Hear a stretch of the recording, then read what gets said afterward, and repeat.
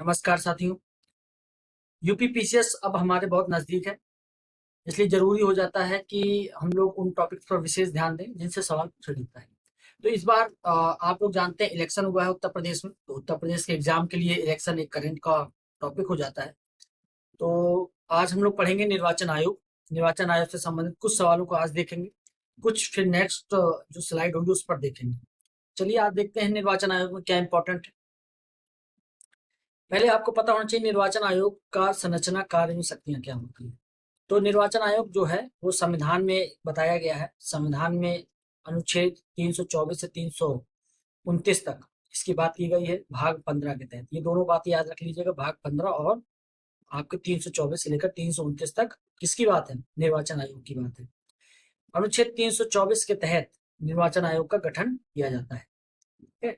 जो एक मुख्य निर्वाचन आयुक्त तथा दो निर्वाचन आयुक्त से मिलकर बनेगा।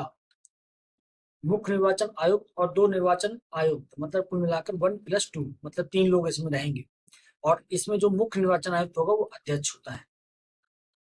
पावर वगैरह सब सेम होती है तीनों लोगों की, लेकिन जो मुख्य पद पर बैठेगा, मुख्य सीट पर बैठेगा, वो एक अध्यक्ष होता है। वर्तमान में सुनील अरोड़ा जी हैं, वो हमारे भारत के मुख्य निर्वाचन आयुक्त हैं। यही चीज यहाँ पर लिखी है जो अभी मैंने बताई, एक मुख्य निर्वाचन आयुक्त और दो निर्वाचन आयुक्त इसमें होते हैं, 1+2। और आप जानते हैं कि भारत का निर्वाचन आयोग की जो स्थापना है वो 25 जनवरी 1950 को हुई थी। इसलिए 25 जनवरी जो है वो नेशनल वोटर्स डे बनाया जाता है, एनवीडी, ठीक है ना, राष्ट्रीय मतदाता दिवस। एनवीडी बनाया जाता है 25 जनवरी 1950 को।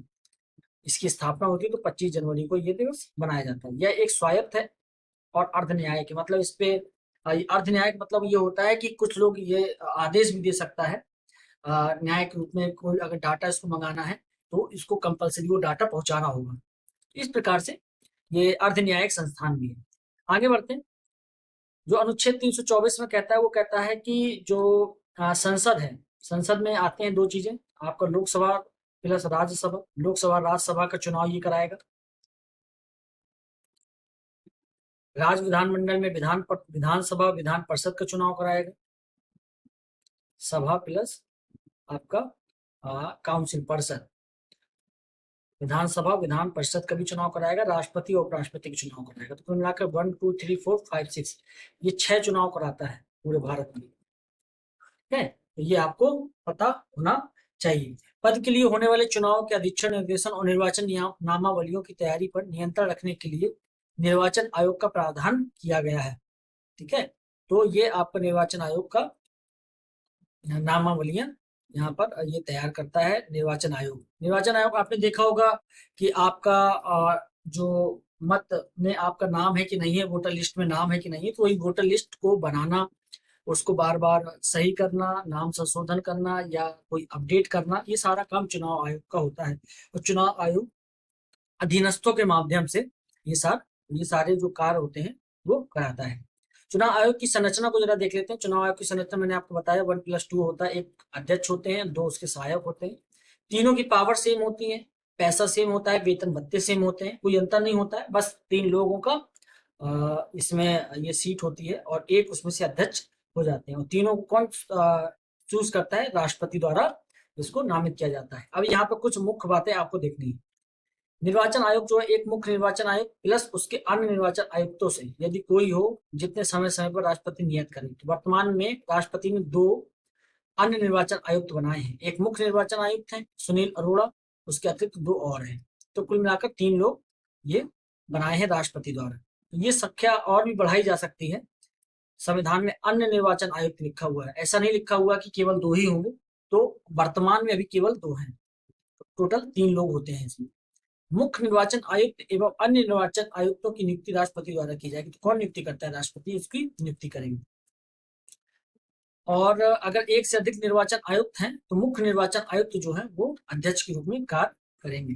तो ये तो आप समझ गए कि अध्यक्ष कौन होगा? जो मुख्य निर्वाचन आयुक्त होगा। इसके बाद आगे देख लेते हैं इनका कार्यकाल क्या होता है। इनका कार्यकाल होता है 6 वर्ष या 65 वर्ष की आयु तक। 6 वर्ष प्लस 65 वर्ष की आयु तक।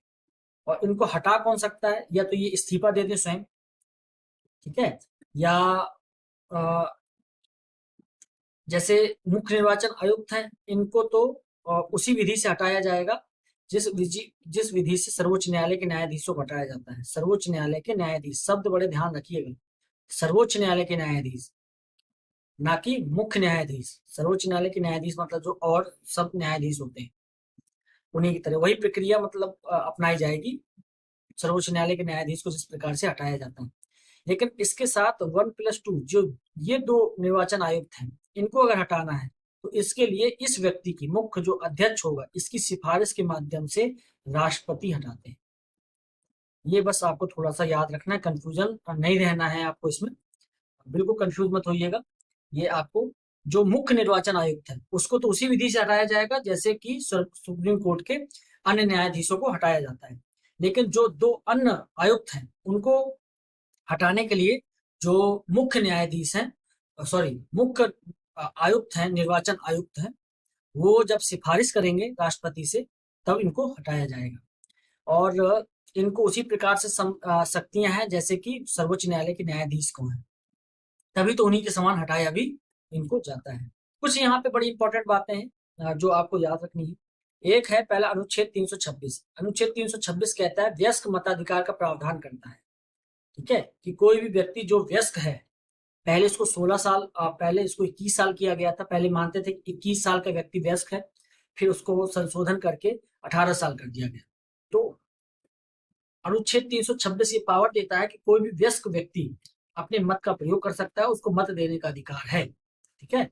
संवैधानिक अधिकार वयस्क का वो है, आपको संविधान देता है, और आपको 18 साल का से बड़ा व्यक्ति जो वोट डालता है उसको वैधानिक अधिकार बोलते हैं, वो अलग से बनाया था नियम के तहत। ये लोक प्रतिनिधित्व अधिनियम 1951, ठीक है, इसको बोलते हैं रिप्रेजेंटेशन ऑफ पीपल्स एक्ट, लोक प्रतिनिधित्व अधिनियम 1951। इसी के तहत जो चुनाव होता है, कैंडिडेट खड़े होते हैं, सारा प्रोसीजर जो है वो इसी के तहत चलता है, यही प्रक्रिया इससे अपनाई जाती है। दूसरी चीज जो आपको याद रखें वो रखना है 61वें संविधान संशोधन द्वारा जो पहले मत डालने की आयु 21 वर्ष थी उसको 18 वर्ष कर दिया गया, 28 मार्च 1989 से, 28 मार्च 1989 से। ये आपको याद रखना, ये कम से कम एक आइडिया होना चाहिए कि किस सन से ऐसा किया गया था। तो 19 मार्च 1989 से ऐसा किया गया था। इसके अतिरिक्त आपने सुने होंगे नगर पालिका का चुनाव होता है और पंचायतों का चुनाव होता है जिसमें प्रधान वगैरह चुने जाते हैं।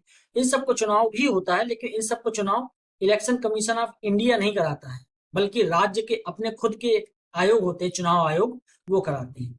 और आप लोग जानते हैं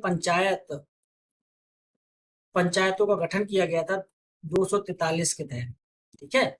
आपने आर्टिकल 40 सुना होगा, आर्टिकल 40 जिसमें महात्मा गांधी कहते थे पंचायतों का गठन करना चाहिए ताकि अधिक से अधिक विकेंद्रीकृत हो हमारा जो ये लोकतंत्र है।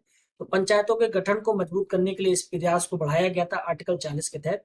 तो 243 में संशोधन करके 243 ए से लेकर जेड तक पूरी सीरीज जोड़ी गई थी। तो उसमें राज्य निर्वाचन आयोग के गठन की बात है, ठीक है। तो राज्य निर्वाचन आयोग अलग होता है, इसकी नियुक्ति राज्यपाल द्वारा की जाती है, ठीक है। इसकी नियुक्ति 243 के और 243 जेड ए के द्वारा होती है। ये चुनाव जो है स्थानीय निकाय के चुनाव कहलाते हैं जिसमें पंचायत नगर पालिका शामिल होती है। इसको इलेक्शन कमीशन नहीं कराता, ये आपको कंफ्यूजन बिल्कुल नहीं रखनी है अपने पास, ये बिल्कुल आप याद रखिएगा। अब इसके अतिरिक्त आपने देखा होगा कि जैसे मत वोटर लिस्ट बनती है तो वोटर लिस्ट उसी विधानसभा की या केंद्र की बनती है, उसी क्षेत्र की बनती है। तो वो सब क्या है, उस सबको जो संवैधानिक लैंग्वेज है उसकी, उसको कहते हैं परसीमन, ठीक है। परसीमन मतलब सीमा निर्धारित करना, मतलब इस लोकसभा की इतने इतने इतने लोकसभा के बीच में जितने लोग रहते हैं इसको एक लोकसभा माना जाएगा या एक विधानसभा माना जाएगा, ठीक है। तो अब तक 5 बार, अभी तक आपने 4 बार पढ़ा होगा 2002 तक, लेकिन अब 2020 में भी एक नया परसीमन गठन किया गया जो नॉर्थ ईस्ट के जो स्टेट है उनके परसीमन की बात करता है। 2020 में इस परसीमन आयोग का गठन किया गया है। इसमें एक सुप्रीम कोर्ट के न्यायाधीश रहते हैं, एक हमारे जो मुख्य निर्वाचन आयुक्त है वो भी रहते हैं, और एक कानूनविद भी रहते हैं। तो मैं परसीमन आयोग के बारे में पहले पढ़ा चुका हूँ, आप पहले पुराने वीडियो देख सकते हैं। परसीमन आयोग के बारे में। और अभी जब क्वेश्चन हल करेंगे तो वहां पर एक बार अगर जरूरत पड़ेगी तो वहां पर एक बार समझाया जाएगा इसको। तो नवीनतम परसीमन आयोग जो है वो परसीमन अधिनियम 2002 लास्ट बना था 2002 में, तो उसी का आगे वाला जो रूप है 2020 बनाया गया 6 मार्च 2020 को। और किसकी अध्यक्षता में बनाया गया तो ये आपको याद होना चाहिए, रंजना प्रकाश देसाई। ये आपको करंट का टॉपिक भी है और इसका नाम भी याद होना चाहिए, रंजना प्रकाश देसाई। अभी तक इन्होंने रिपोर्ट नहीं सबमिट की है, रिपोर्ट सबमिट कर देंगे तो ये किताबों में आ जाएगा। तो 2020 में परसीमन आयोग का अभी हाल में ही गठन किया गया। भारत की पहली महिला निर्वाचन आयुक्त BS रामा देवी थी। ये आपको फैक्ट याद रखना, कभी मान लीजिए पूछ लिया तो ये आपको पता होना चाहिए। चलिए आगे कुछ सवाल देख लेते हैं। और कुछ सवालों को, क्योंकि बहुत ज्यादा सवाल इससे पूछे जाते हैं, कुछ सवाल मैंने यहाँ पर हैं, करीब 5-6 सवाल यहाँ पर देखे हैं, कुछ 10, 15, 20 सवाल हम और भी आगे स्लाइड में हल करेंगे, नेक्स्ट लेक्चर में उसको हल करेंगे। धीरे धीरे चीजों को समझना आवश्यक है क्योंकि इंपॉर्टेंट टॉपिक है। तो पहली चीज देख लेते हैं, भारत के संविधान का कौन सा अनुच्छेद भारतीय निर्वाचन आयोग की स्थापना से संबंधित है? तो अनुच्छेद 324। भाग कौन सा है? भाग 15। ये दोनों बातें आपको याद रखना है, 324 से लेकर 329 तक और भाग 15 में। तो ये याद रखिएगा, सीधा पूछा जाता है सवाल। बहुत कंफ्यूजन आपको नहीं रखनी है इस विषय पे लेकर कि बहुत अंदर से डीप पूछा जाता, नहीं, बहुत उसको ऊपर तरीके से सामान्य तरीके से आपको केवल जानकारी होनी चाहिए कि निर्वाचन आयोग क्या होता है, इसका क्या उद्देश्य है, इन सब चीजों के बारे में। भारत के मुख्य निर्वाचन आयुक्त को नियुक्त कौन करता है? तो मैंने अभी आपको बताया, मुख्य निर्वाचन आयुक्त प्लस 2 अन्य जो निर्वाचन आयुक्त होते हैं उनको राष्ट्रपति द्वारा ही नियुक्त किया जाता है, ये आपको पता होना चाहिए। ठीक है, तो ये आंसर इसका हो जाएगा। इसके बाद भारत के मुख्य निर्वाचन आयुक्त का पद समकक्ष होता है। तो किसके समकक्ष होता है? भारत के मुख्य न्यायाधीश के समकक्ष कौन सा पद होता है? मुख्य निर्वाचन आयोग का पद किसके समकक्ष? तो भारत के मुख्य न्यायाधीश के। चलिए देख लेते हैं, किसी राज्य के राज्यपाल के नहीं, ऐसा नहीं है। सुप्रीम कोर्ट के न्यायाधीशों के समान। देखिए मैं आपको इसलिए बोलता हूँ, ये भी नहीं है राज्य विधानसभा के अध्यक्ष के समान, ऐसा कुछ नहीं है। सुप्रीम कोर्ट के न्यायाधीशों के समान, और यहाँ लिखा है भारत के मुख्य न्यायाधीश के समान। केवल शब्द का अंतर है, यहाँ मुख्य लग गया है इसलिए ये गलत हो जाता है, और ये सुप्रीम कोर्ट के, इसमें लिखा हुआ है कि मुख्य निर्वाचन आयुक्त उतना ही लाभ पाएगा, उसी प्रकार के उसके लाभ मिलेंगे, उसी रीति से उसको हटाया जाएगा जिस प्रकार से सुप्रीम कोर्ट के न्यायाधीशों को हटाया जाता है। तो इस प्रकार से इसका आंसर हो जाएगा सुप्रीम कोर्ट के न्यायाधीशों के समान, ना कि मुख्य न्यायाधीश के समान। बस शब्द का थोड़ा सा आपको फेर रखना है, क्योंकि शब्द से ही आपका सवाल ठीक होगा। आप शब्दों पर फोकस नहीं करते इसलिए सवाल ज्यादा गलत होते हैं। जो बाउंड्री लाइन पर है ना, जैसे मान लीजिए 102 कटाप गई और उसके 100 नंबर आ रहे हैं, तो वो 2 नंबर इसलिए कटे क्योंकि उसने सवाल ज्यादा गलत किए हैं, ना कि वो इसलिए बाहर हुआ है कि उसको आता नहीं था। तो इस चीज का फर्क आपको समझना पड़ेगा। तो वो शब्दों पर अगर आप थोड़ा सा फोकस करेंगे, थोड़ा सा बेसिक फोकस कर लेंगे, तो ये चीजें आपकी थोड़ा सा आप इस पर सवालों को हल करना ठीक कर देंगे, आपके सवाल कम गलत होंगे। भारत के मुख्य निर्वाचन आयुक्त के पद अवधि क्या है? तो अभी मैंने बताया 6 वर्ष या 65 वर्ष, जो भी पहले हो जाए। ठीक है, तो 6 वर्ष या 65 वर्ष के अंत तक, 5 वर्ष से कंफ्यूज नहीं होना है। ठीक है, राष्ट्रपति के प्रसाद पर्यंत ऐसा पद नहीं होता है, क्योंकि ये बहुत महत्वपूर्ण पद है, लोकतंत्र को बचाने वाला पद है, तो इसका जो कार्यकाल उसको सुरक्षित रखना बड़ा इंपॉर्टेंट है। इसलिए 6 वर्ष या 65 वर्ष के अंत तक इसका कार्यकाल होता है। निर्वाचन आयुक्त हटाया जा सकता है, किसके तहत हटाया जा सकता है? उसी विधि से हटाया जाएगा जिस प्रकार से सुप्रीम कोर्ट के न्यायाधीशों को हटाया जाता है। लेकिन यहाँ पूछा है निर्वाचन आयुक्त, मुख्य निर्वाचन आयुक्त को तो इसी विधि से हटाया जाएगा, लेकिन निर्वाचन आयुक्त को कैसे हटाया जाएगा? मुख्य निर्वाचन आयुक्त अगर सिफारिश करे राष्ट्रपति से, तो राष्ट्रपति जो शेष 2 लोग हैं इन लोगों को हटा सकता है। तो इसी की, इन 2 की बात ये कर रहा है, क्योंकि इन 2 को ही निर्वाचन आयुक्त बोलते हैं और इस व्यक्ति को मुख्य निर्वाचन आयुक्त बोलते हैं।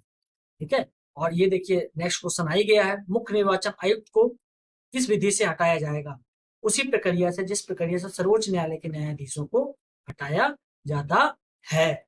यही शब्द लिखिएगा, ये नहीं अगर आ जाए कि संसद के दोनों सदनों के 2/3 बहुमत द्वारा ऐसा किया जाएगा, तो वो गलत हो जाएगा। इस प्रकार से हम लोगों ने 5-6 सवाल देख लिए, कुछ सवाल नेक्स्ट लेक्चर में देखेंगे। आज के लिए इतना ही है, नमस्कार।